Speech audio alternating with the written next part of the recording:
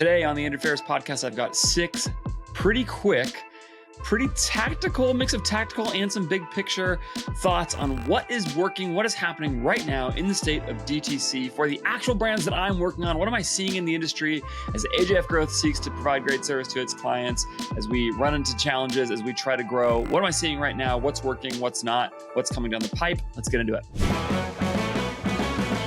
All right, I'm going to try and be hyper tactical and direct in this one and do my very best not to be verbose and draw these out. So let's get right into it. Number 1, spend money on retention advertising.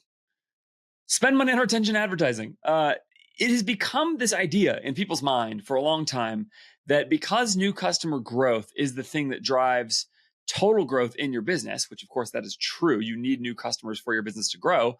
And because there's a big focus on incrementality of the revenue that you're driving, there's this little subtle thing that happens in people's minds, which is that you ought only to spend ad dollars on new customers. And that is wrong. You should also spend ad dollars generating returning customer revenue as long as it is still incremental. What you really should be focusing on is incremental revenue in your business, incremental revenue. And that incremental revenue may be from new customers and maybe from returning customers, and ad spend may help with either or both in all kinds of ways. And so you should make decisions about how to allocate ad dollars in your ad account by, is it generating revenue that was not going to come into my business before? And you should make sure that the revenue you're generating is in excess of the cost, including the COGS and all those things, of generating that revenue. And if that math works, then you should be spending on retention campaigns. And my contention is that for the vast majority of brands, they ought to be spending some ad dollars specifically on retention campaigns. And that can be in Meta.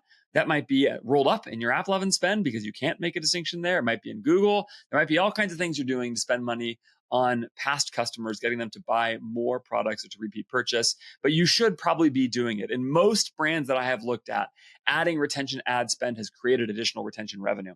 And so you should do it. You should be spending money on additional customers in retention. The way I do this normally in a Meta account is I exclude past customers from my prospecting campaigns in Meta. I separate them and put retention campaigns separate. There's some potential drawback to that at the level of signal in the ad account, which I have some questions about. But the reason I do that is because I have a different target for my retention campaigns than I do for my prospecting campaigns. I typically want retention customers to come at a higher ROAS than prospecting customers, because I'm assuming that some amount of the retention dollars that I'm spending is cannibalizing organic efforts, but probably not all of it. And so typically, if I'm getting a 3 or 4 or 5 to 1 on click from retention customers, probably some amount of that is incremental. And of course, you can actually build an incrementality study or meta conversion lift study or something like that to measure this specifically. But you should probably be doing it. That's the point. You're probably leaving money on the table if you're not doing this. Track your retention revenue, your returning customer revenue separately from your new customer revenue. Spend some money on retention ads and see what happens to your retention revenue. So it'll look very different for different kinds of brands. It's an absolute necessity if you're a brand like an apparel brand or home goods or something where you're constantly releasing new versions of your products, new colors, new designs, anything like that. Your past customers are not going to stay with your email list perfectly. Lots of that email is going to the promotions and maybe even the spam folder, and they're just not going to click. So doing that kind of thing is important. It probably changes a little bit if you're a subscription-oriented brand and some of those, but even for my subscription brands, like we've definitely seen returning customer spend driving returning customer revenue. So yeah, go after it, spend on retention, pay attention to it, measure the performance of it in your brand. It probably is going to work. Number 2, I think we are probably reaching the AI trough of disillusionment. And what I mean by that is the thing that everybody points out. There's some kind of a graphic about this somewhere, and I don't know, maybe I'll pull it if you're watching YouTube. Maybe I'm not going to, but basically there's a hype cycle with almost every new technology where everybody gets really excited. There's early adopters, people who promise to the moon and all this stuff. The hype gets really, really big. And then sometime after the hype, most people don't realize the hype. And then there's a trough of disillusionment, and then the long-term levels back out, okay, to where it gets to be part of the sort of normal use for people. And it's funny because the trough of disillusionment happens actually as adoption goes up. So I think there's no question that more and more people are using AI in more and more ways to do more and more really cool things in their business. But here's what I think is going away. I think people are quickly abandoning the idea that, and I'm thinking here specifically in the lens of ad creative and copy, that sort of AI is going to solve all of that for you right now, really fast, etc.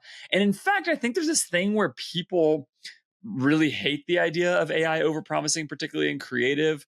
So if you think about the response to Icon that has happened, where people are like mad at Icon for not working, and they're angry because they feel like they were overpromised so much, like that is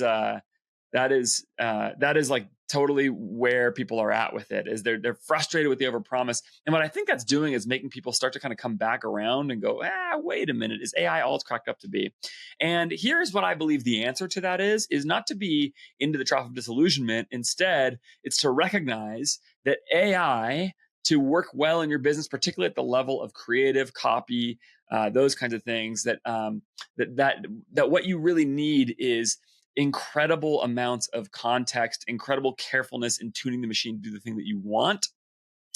And therefore, you need a whole bunch of deeper thinking in the level of how you actually set up and utilize AI for it to be really useful for you. The thing that I think people are disillusioned about, and that is going away, is the idea that it was just going to be like, pull up ChatGPT and have an endless ad machine that produces really high quality winners. Even for clients of mine who are really AI forward and who are doing a great job utilizing AI in their businesses, I'm seeing some elements where they're still building their AI tools. They're not going away from them, but there's some sense that maybe actually this isn't quite getting us as far as it as they thought it would get them to do certain kinds of things. And so and I've even seen memes about sort of like, CEOs saying, what do we want AI? What do we want it? What do we want it for? We don't know. Something like that. And so there is this sort of back and forth, and I just feel that brewing a little bit where there's just disillusionment. So here's my tactical takeaway from this, though. Get really good at thinking more carefully about what it is that you want AI to do for you, and then spend real time and effort making it happen. Like most types of automation and most types of sort of system and process building more generally, the problem is it actually takes a huge amount of work up front to save you time down the road. That's been my experience with AI as well. If you just ask for basic things, I mean, it can do a lot for you in that case, but it can't take over and be this huge contributor. At AJF Growth, the bet we're making above everything else is that we're putting a huge amount of time into integrating AI co-writing tools into our creative process. And what I've seen very clearly, even though we have given incredible context to our AI co-writer, we call it Prometheus.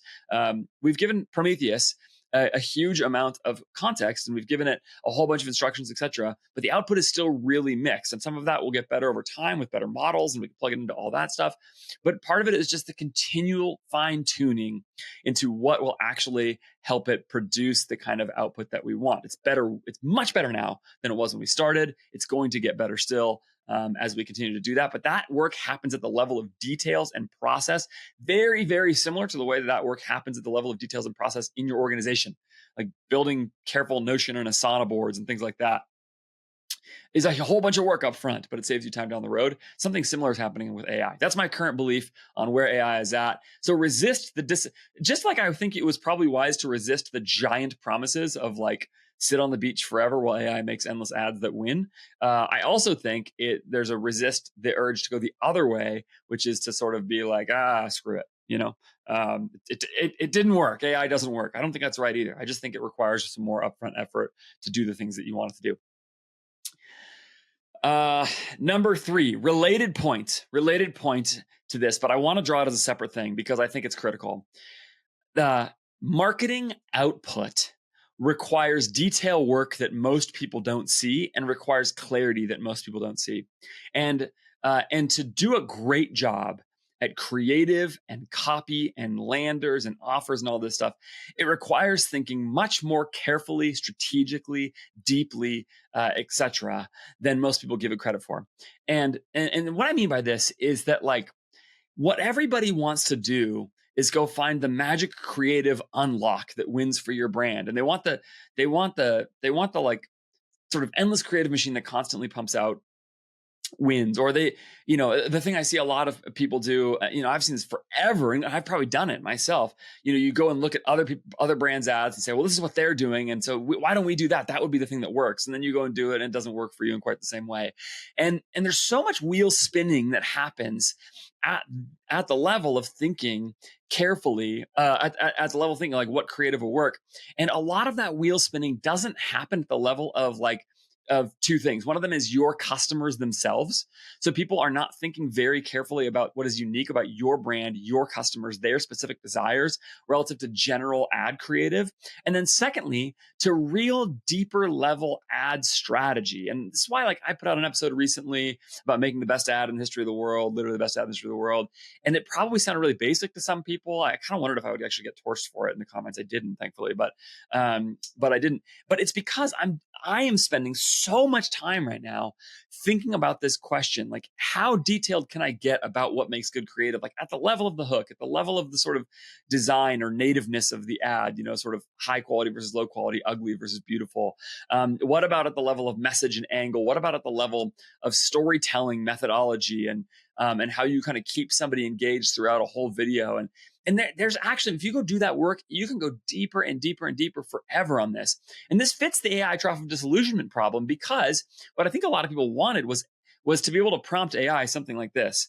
Here is Alex Hormozy on creative, or okay, ChatGPT, you are an ad creative expert for a meta ads agency, or whatever, that you give that prompt. And then you say, okay, and so now write me this ad, or you give it the brand book from the brand and say, okay, write me this ad, and the output isn't that good. And that I think is exactly kind of the problem here, which is like, you actually haven't thought deep enough about what actually makes great storytelling and great content and all these things. And I don't know, it's possible, maybe it's hard to tune an LLM to really produce that kind of output, but I won't believe that you can't do it until I see people think more carefully about those two things: their customers specifically, their customers' desire specifically, and then the ad creative and like ad strategy, like the fundamentals and the strategic value of that. And by the way, those things change for different customers. That's why it's important to do them together. Women are going to respond differently than men, and older people are going to respond differently than younger people, and so on. And so, and different categories are going to have different things going on. And so apparel is going to be really different than a supplement brand. And so you have to just keep thinking and thinking and thinking and solving all these problems for forever. And this is why it is so hard to hire creative agencies and copywriters and creative strategists and all these things, and why so much creative work just doesn't work. It doesn't do very well. And everybody will promise you and tell you that they have the magical way of doing creative that works all the time. But it's very, very rare that I've seen people be able to consistently produce this over time. And in many cases, what I think is that the people who do often just find some superstar level talent that seems to be able to do it. But that's really hard to hold on to. And relatively few people, so far as I can tell, have thought super carefully about how you do this consistently, and sort of what the rules and principles in place actually are. And that's why, in my view, and actually a reasonable approach to this problem that more and more people I see take is just do volume. Even aside from my focus on manual bids and some of that stuff, this is why this makes sense. Okay, if nobody has the answer here for how to make creative that consistently works at scale, just make more. Just make more of it, take more shots, and get more smart people. I saw Zach Stuck say something the other day about sort of his creative output for a couple of his brands. And he was saying there was 4 different creative agencies or creative teams or something working on his brands, those 4 different creative teams. And he said specifically one of the things he liked about having 4 creative teams was that they each had different styles that they were good at. I think that's actually right, that different creative teams and groups sort of have space for each other, because they will develop different skill sets, because the actual potential skill sets are sort of endless. And so instead of asking one creative team to do all of the kind of work for you, instead, let them get really good at certain kinds of things. Let them hammer away at that stuff all the time, and then push really hard by adding, as capital allows and as OpEx allows, on adding more of that creative firepower to your account. As an agent, that's what I would do on the brand side. As an agency, what I'm trying to do is get as deep as possible, as clear as possible on at least some types of creative that we can replicate over time. So even if we can't make every kind of creative excellently, and I certainly don't think we can at this point, there are some formats, some styles, some storytelling methods, etc., that we get incredibly good at, that we think really detailed about, that Prometheus, our co-writer, gets really awesome at. But that work is really hard. It's way harder than people let on, and you ought to recognize that going into creative processes. And in the trap, I think, to watch out for is basically most people who sell you the idea that their creative method is the one that works. I just think most people can't even articulate a method.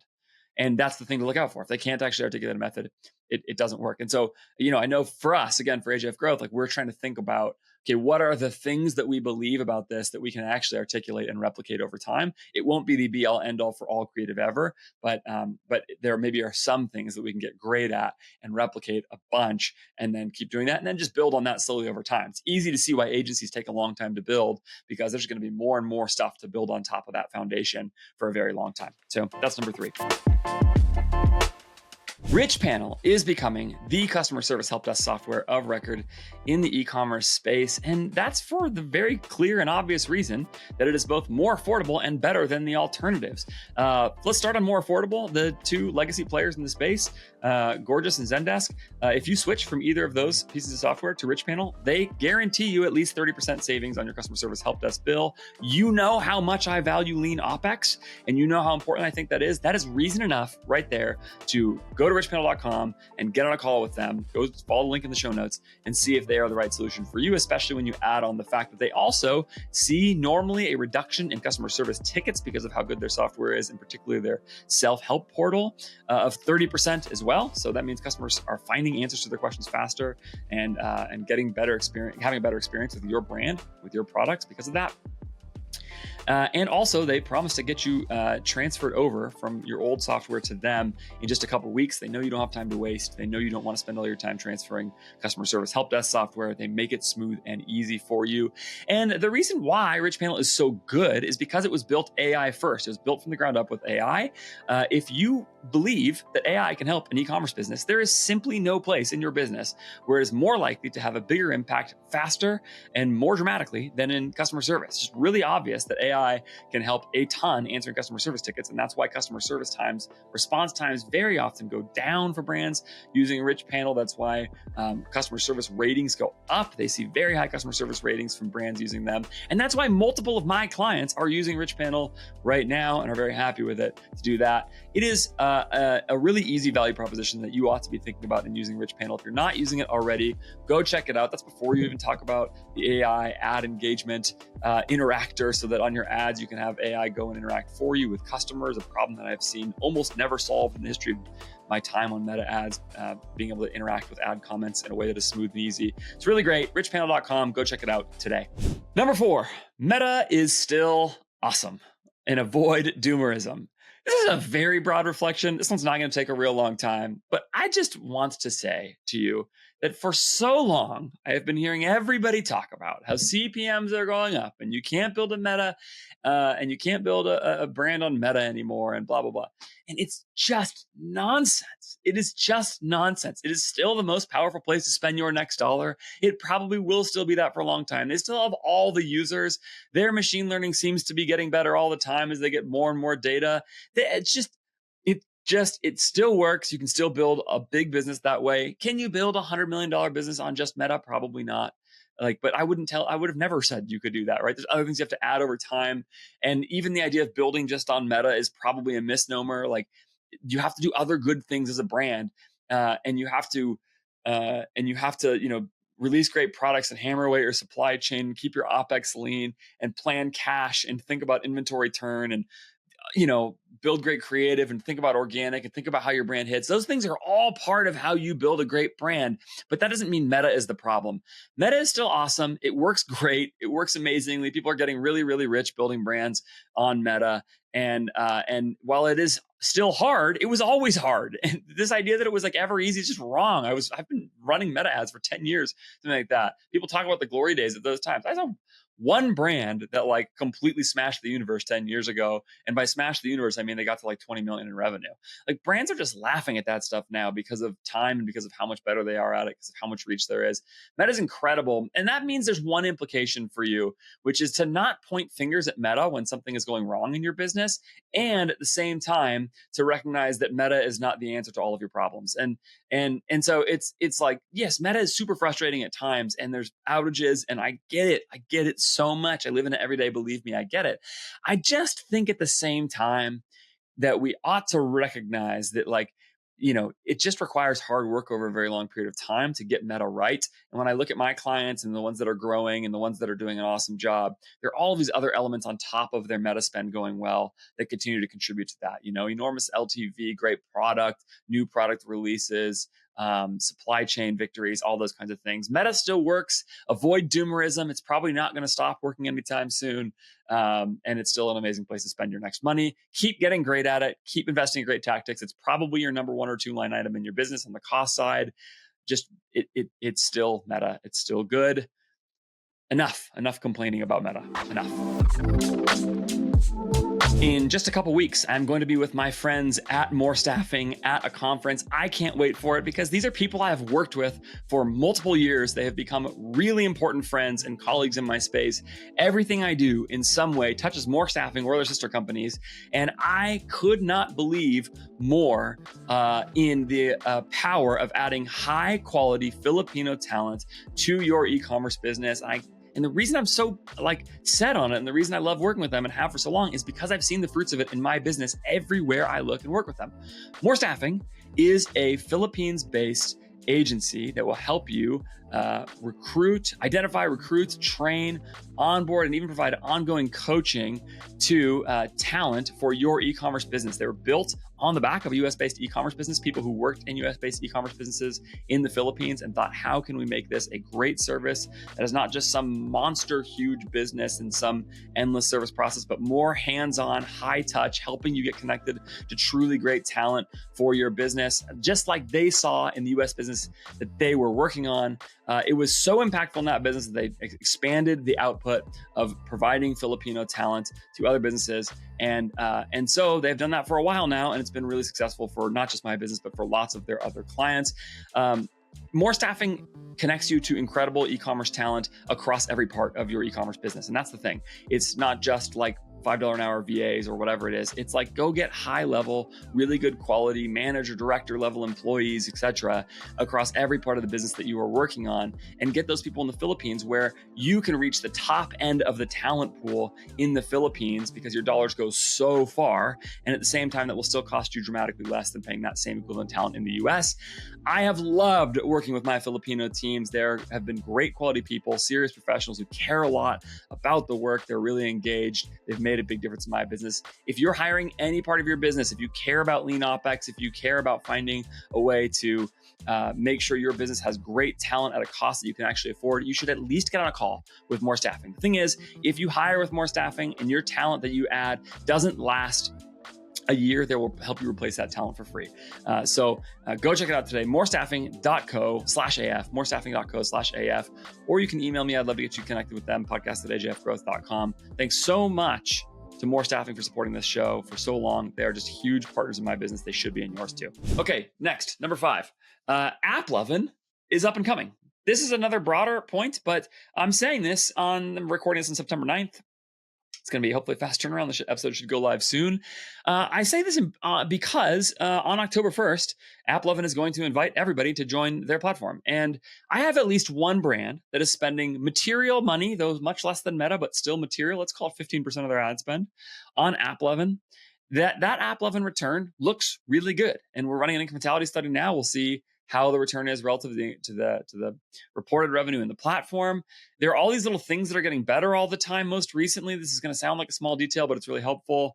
They've made it so that you have multiple end cards with one piece of creative. So you could run one video and have AppLovin optimized for your best end card. So that makes it easier to optimize at the level of end card, which everybody says is good. They've made that easier to build in the dashboard. The new dashboard itself is much better than the old one. And in my view, it's going to keep getting better over time. In fact, even more than that, you could look down the pipe and see AppLovin opening up to more advertisers as a big problem, because it's going to increase competition. It's going to increase CPMs, that kind of thing. And so maybe it's going to be a really big problem.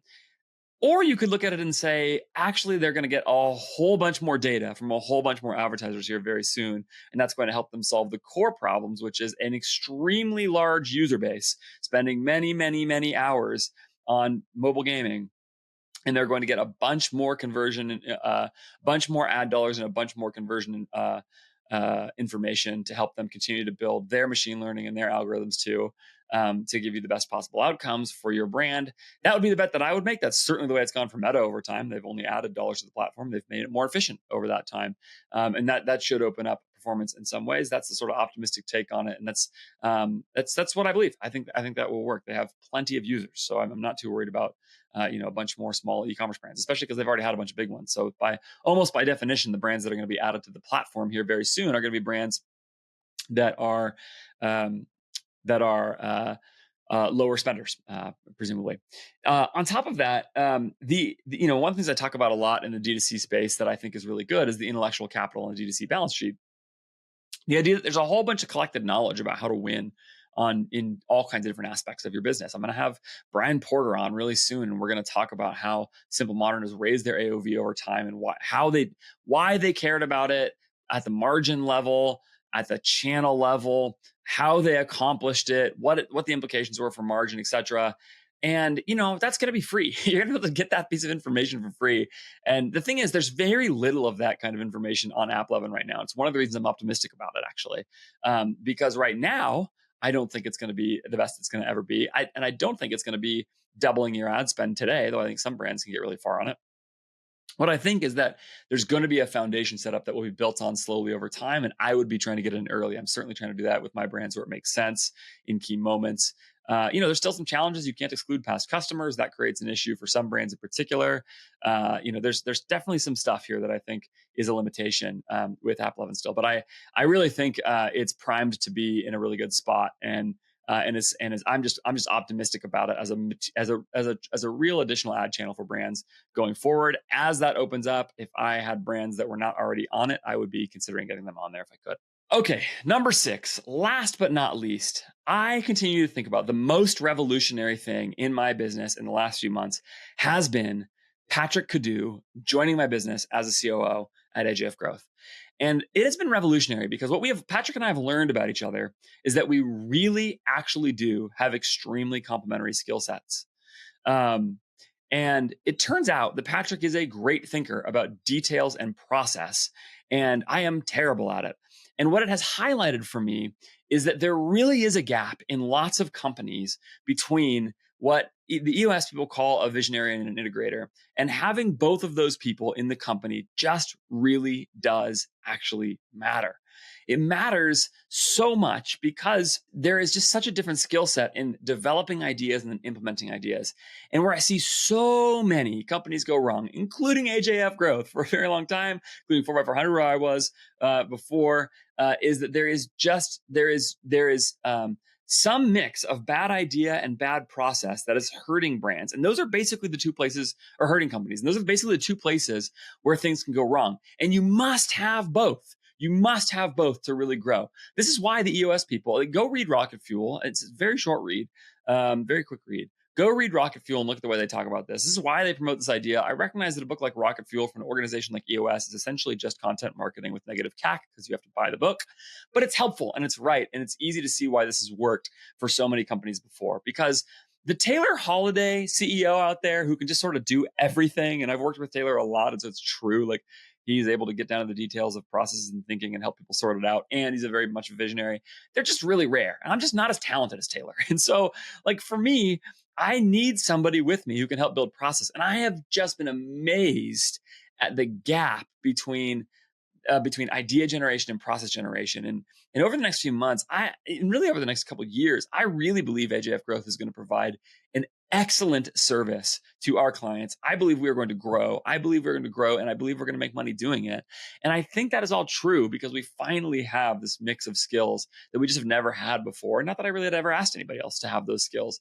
And people would say these kinds of things before, but until I experienced it, I just did not understand how much that gap really existed. Everything about the way we are working at AJF Growth is changing.